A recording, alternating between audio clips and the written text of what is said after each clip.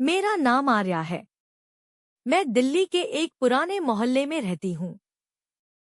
ये मोहल्ला उन गलियों में से है जहाँ लोग अपने पड़ोसियों के घरों के दरवाजे बिना खटखटाए खोल देते हैं और हर किसी की कहानी मालूम होती है। लेकिन मेरे घर की कहानी लोग सिर्फ अटकलों से जानते थे। मैं अपने पापा के साथ रहती थी। माँ मेरे 5 साल की उम्र में ही घर छोड़कर चली गई थी। क्यों, कहाँ? पापा ने कभी नहीं बताया। पापा चुप्पे इंसान थे। उनकी दुनिया थी एक छोटी किताबों की दुकान।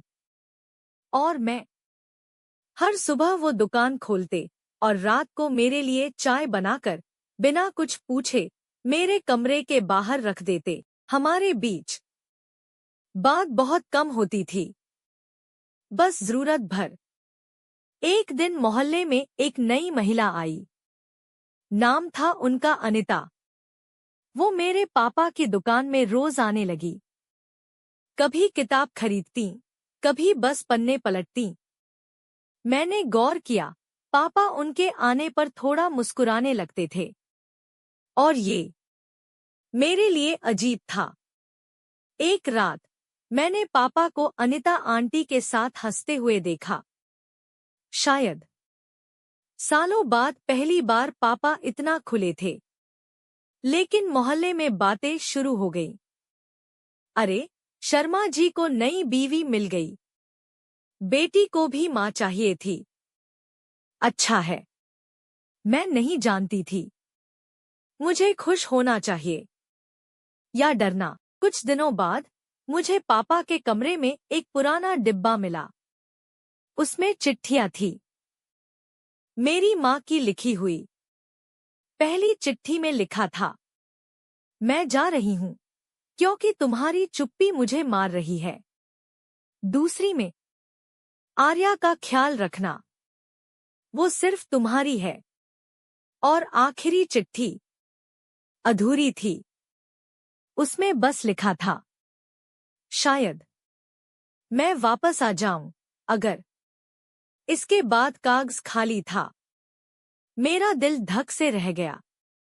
पापा ने ये चिट्ठियां कभी मुझे क्यों नहीं दिखाईं? उस रात मैंने पापा से पूछा, माँ क्यों गई?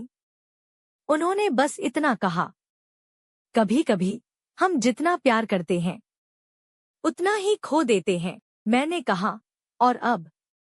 अनिता आंटी? पापा ने धीमे से मुस्कुराकर कहा, कभी कभी खोए हुए को वापस पाने की जगह नया बनाने की कोशिश करनी चाहिए। मैं चुप हो गई, पर मेरे अंदर कुछ टूट भी रहा था और जुड़ भी रहा था। कुछ महीनों बाद अनिता आंटी हमारे घर में रहने लगी। वो अच्छी थी, बहुत अच्छी।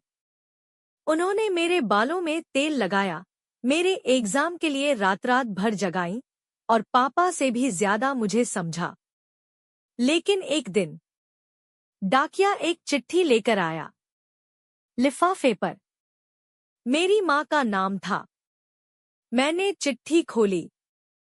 आर्या, मैंने तुम्हें बहुत याद किया। अगर तुम मुझे बुलाओगी तो मैं कल ही आ जाऊंगी। मैंने पूरी रात जागकर सोचा। मेरे पास 2 रास्ते थे, पुराने को वापस लाना या नए को अपनाना। सुबह मैंने चिट्ठी पापा को दे दी। उन्होंने उसे पढ़कर धीरे से फाड़ दिया और मुझसे पूछा, तुम क्या चाहती हो? मैंने अनिता आंटी की तरफ देखा और कहा, माँ वही होती है जो हमारे साथ होती है।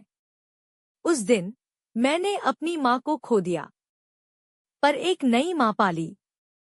और पापा पहली बार मुझे गले लगाकर रोए। कभी कभी जिंदगी हमें चुनने पर मजबूर करती है और कभी कभी हम जो खोते हैं वो हमें कहीं और मिल जाता है।